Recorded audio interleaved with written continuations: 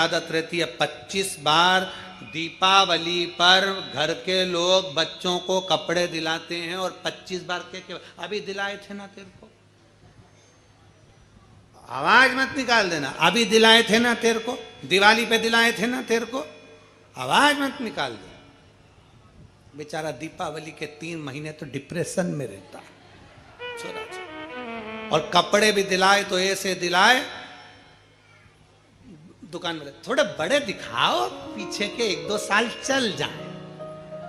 अब मालूम पड़े इसे से झंगा झोला हो गए।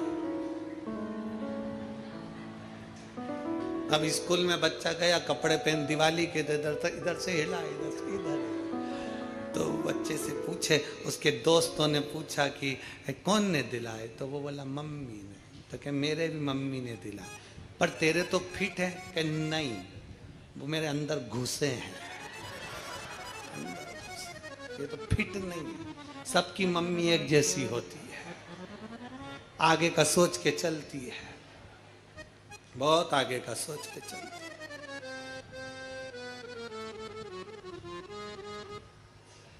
फटाके चलाने जाते हैं जब कपड़े भी उतरवा लेती है, सबकी मम्मी एक जैसी होती है। पूजन में अच्छे पिनाती और फटाके में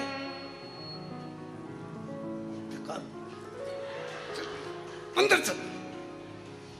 मम्मी दिवाली है तो पूजन में पहन लिया ना, फिर कल पांव पड़ने जाएंगे जब पहन लेना, उतार। और घर का वो लोवर टी शर्ट पहना के फटाके चल। अब जितने गाड़ी वाले जा रहे वो देखते जा रहे, 1000 के कपड़े पहन लेता बेचारा, 1000 के फटाके फोड़ दिए। अब उसको क्या मालूम, पहना तो 2000 के था, उतरवा लिया। चित्त सहिष्णु, भगवान तुम्हारे धन दौलत से प्रसन्न कभी नहीं हुआ। भगवान को तुम्हारी प्रीता, तुम्हारे बैठो उतनी दूरी दूसरे की, उससे दूरी तीसरे की, ज्यादा अपना घुटना भी किसी के पांव पर नहीं होना चाहिए। ना जाने किस वेश में कौन किस रूप में आकर कथा को श्रवण कर रहा है और हमारा पांव उसको लगे, वो श्रेष्ठ नहीं है महाराज, उसको लगना नहीं चाहिए। लगे ना,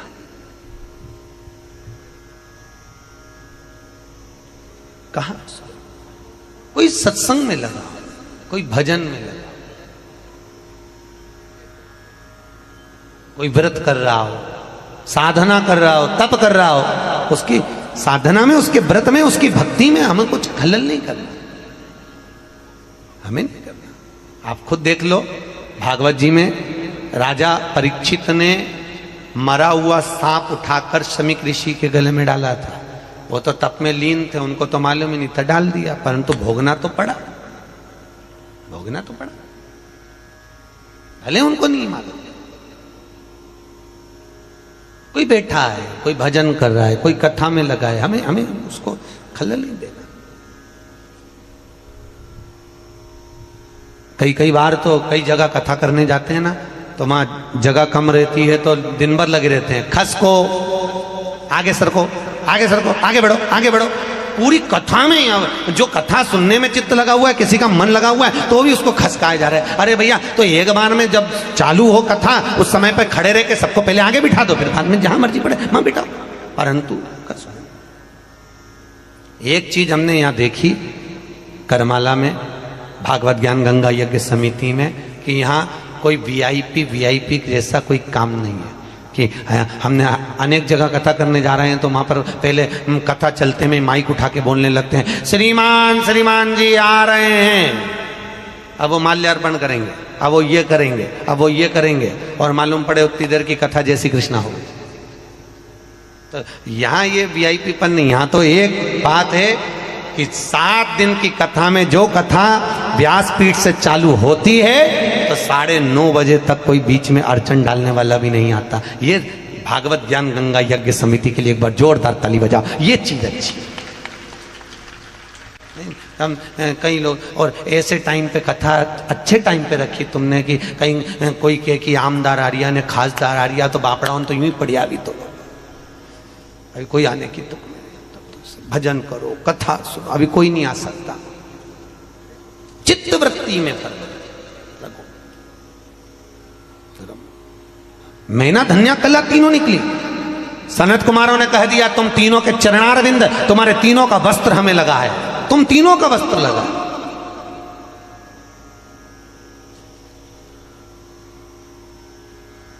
तीनों का वस्त्र। तुलसी कौन से दिन नहीं तोड़ते? अरे जम के बोलो जरा, है रविवार के दिन। क्या बोल रहे हो?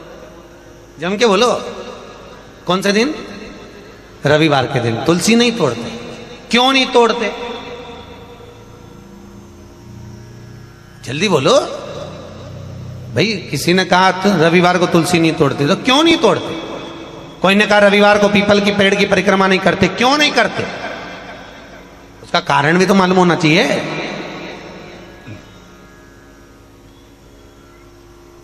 ये कोई ने कुछ बोल दिया और तुमने मान लिया, तो उसका कारण है। रविवार को तुलसी क्यों नहीं तोड़ते? फिर वही बात आ गई, ये मेना धन्या कला वाली बात को याद करो। भगवान राम जनकपुरी में पहुंचे, विश्वामित्र जी ने धनुष टूटने के बाद राम से कहा, राम आज जाओ तुलसी लेने के लिए जाओ, तुलसी लेके आओ, फूल लेकर आओ, पुष्प वाटिका में से कुछ लेकर आइए। पीछे पलट कर देखा तो सीता जी खड़ी थी, विश्वामित्र जी शालिग्राम जी की पूजन कर रहे। शालिग्राम, शालिग्राम जी की पूजन कर रहे थे। विश्वामित्र जी ने पीछे पलट कर देखा, सीता जी खड़ी, तो कहा राम एक काम करो, ये पुष्पवाटिका सीता की है, उनके पिताजी की है, सीता को भेज दो, वो फूल लेकर आएगी। वो तुलसी लेकर आएगी। जानकी जी गई, पुष्प उतारे, तुलसी उतारने लगी। तुलसी उतारते समय जानकी जी की हवा इतनी तेज चली कि सीता जी का पल्लू उड़ गया, और जैसे ही पल्लू उड़ा वो तुलसी के पौधे पर गिरा। गिरते ही सीता आगे बढ़ी और तुलसी के कुछ दल जमीन पर गिर गए। तुलसी के पत्ते जमीन। अब तुलसी के पत्ते जब जमीन पर गिरे, सीता जी तुलसी के दल लेकर, फूल लेकर विश्वामित्र जी के पास में आई। राम जी को दिया, राम जी ने विश्वामित्र जी को दिया। विश्वामित्र जी ने तुलसी के दल लेकर भगवान शालिग्राम को चढ़ाने लगे। इतनी देर में तुलसी के दल गीले हो गए, महाराज गीले। शालिग्राम जी ने हाथ में तुलसी के पत्तों को लेकर पूछा, ए तुलसा माँ ये बताओ कि तुम रो क्यों रही हो? तुलसा कहती है शालिग्राम जी को देखकर, शालिग्राम भगवान के ऊपर मुझे मत चढ़ाना। विश्वामित्र जी, जानकी जी तुलसा लेकर आ रही थी, हम एक साथ पली, एक साथ बड़ी हुई, एक साथ एक पौधे में लगी हुई थी, पर सीता के पल्लू से हमारी कुछ बहनें, कुछ दल जमीन पर गिर गए, इसलिए हमें रुदन आ रहा है। वो भी तो शालिग्राम जी के लिए तरस रहे थे। विश्वामित्र जी ने कहा, जानकी तुम्हारे साड़ी के पल्लू से तुलसी के दल आज नीचे गिरे हैं, इसलिए आज मैं तुलसी शालिग्राम को समर्पित नहीं करूंगा। वो दिन था रविवार का, इसलिए रविवार के दिन तुलसा नहीं तोड़ी जाती है। वो दिन रविवार का। फिर कहा रविवार को पीपल के पेड़ की परिक्रमा नहीं लगाना चाहिए। नहीं लगाना चाहिए। क्यों नहीं लगाना चाहिए? उसका व्याख्यान विष्णु पुराण में लिखा है। माता लक्ष्मी जी की बड़ी बहन, क्या नाम था उनका? लक्ष्मी जी की बहन का नाम क्या था? अच्छा जान दो, लक्ष्मी जी की माता जी का नाम बता दो तुम। लक्ष्मी जी की मां का नाम क्या था? है? ख्याति देवी। क्या नाम था? जम के बोलो जरा। ख्याति देवी। लक्ष्मी जी के दो भाई थे, दाता और विदाता। लक्ष्मी जी की एक बड़ी बहन थी ज्येष्ठा देवी, जिसको लोग दरिद्रता कहते हैं। क्या नाम है? ज्येष्ठा। उसको लोग दरिद्रता कहते हैं। वो दरिद्रता जो थी, वो ज्येष्ठा भगवान विष्णु को बहुत ज्यादा चाहती थी, बहुत प्रेम करती थी भगवान नारायण से, बहुत प्रेम। नारायण मेरे हो जाएं, मैं नारायण की हो जाऊं, नारायण मेरे हो, मैं नारायण की हूं। पर भगवान विष्णु ज्येष्ठा को नहीं चाहते थे, दरिद्रता को नहीं चाहते थे। भगवान विष्णु किसको चाहते थे? अरे बोलो जम के, लक्ष्मी। बोलो हर हर। आवाज नहीं आई, जरा दम के बोलो हर हर।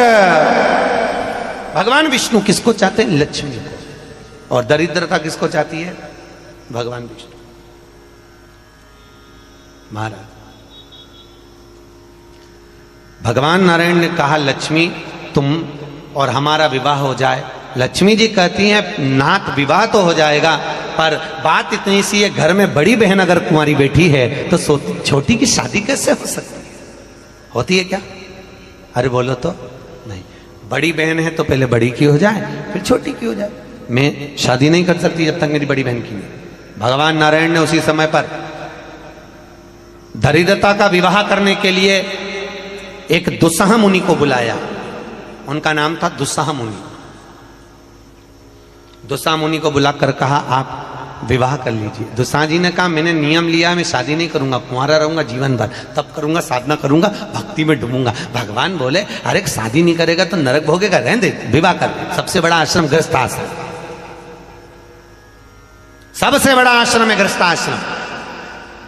संत बनना सरल है, साधु बनना सरल है, तपस्वी बनना सरल है, जोगी बनना सरल है, साधक बनना सरल है, संन्यास लेना सरल है, पर सबसे ज्यादा कठिन है गृहस्थ आश्रम। एकांत में बैठकर तो कोई भी भजन कर सकता है, गंगा जी के घाट पर बैठकर कोई भी जाप कर सकता है, पर सबसे ज्यादा कठिन है घर में रहकर इधर से पत्नी आवाज लगाए, इधर से पति आवाज लगाए, इधर से बहू आवाज लगाए, और उस बीच में तू एक माला जप करके बता। सबसे ज्यादा कठिन है भगवान का भजन घर में रहकर करना। बहुत कठिन, बहुत कठिन।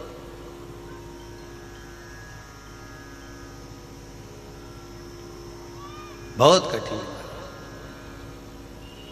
एक बच्चे ने अपनी दादी से कहा दादी, ओ दादी। दादी बोली हाँ क्या है? दादी सुन तो, वो पड़ोस में रहता है ना लल्लू, हाँ उसके यहाँ पर आज रायता बना है और पूड़ी बनी है और सेव बने और बूंदी बनी है, नुक्ती। तो इतने में दादी बोली तो उसके यहाँ बनेगा ही सरी, क्योंकि उसकी दादी मर गई तो उसका 12वां है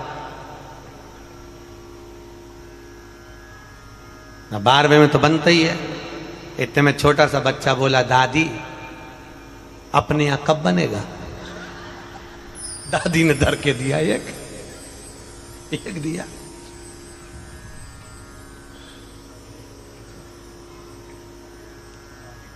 अब चित्तवृत्ति का महाराज दुस्साह मुनि से कहा विवाह कर लो, शादी करना जरूरी है, कुंवारे नहीं रह सकते, शादी करो। महाराज तो शादी करूं तो करूं किससे? भगवान ने कहा किससे करना चाहिए? अरे बहुत सुंदर होना चाहिए तो विवाह करा जाए। ठीक है, दुस्साह मुनि ने कहा लक्ष्मी जी की बड़ी बहन है, बड़ी सुंदर है, चलो मैं दिखा देता हूं। जो दिखाया दरिद्रता को, बड़ी सुंदर थी। अब सुंदर तो थी, विवाह कर भी लिया, शादी हो गई। अब दरिद्रता और दुस्साह मुनि की शादी हुई। शादी होकर मुनि अपनी धर्म पत्नी को लेकर अपने घर चले। जैसे ही आश्रम में पहुंचे तो आश्रम में तो बहुत सारे संत मिलकर आहुतियां दे रहे थे। ओम ब्रह्मवे स्वाहा, ओम विष्णुवे स्वाहा, ओम इंद्राय स्वाहा, ओम प्रजापते स्वाहा। जैसे ही आहुतियों की आवाज आई इतने में तो दरिद्रता भागी। दरिद्रता अंदर नहीं गई, क्योंकि दरिद्रता जिस घर में भजन होता है, जिस घर में पाठ होता है, जिसके दरवाजे पर तुलसी का क्यारा होता है, जिसके यहाँ भगवान का भजन होता है, जिसके यहाँ दीप लगाया जाता है, जिसके यहाँ पर गौ माता की रोटी दी जाती है, उसके घर में कभी दरिद्रता प्रवेश नहीं कर सकती। दरिद्रता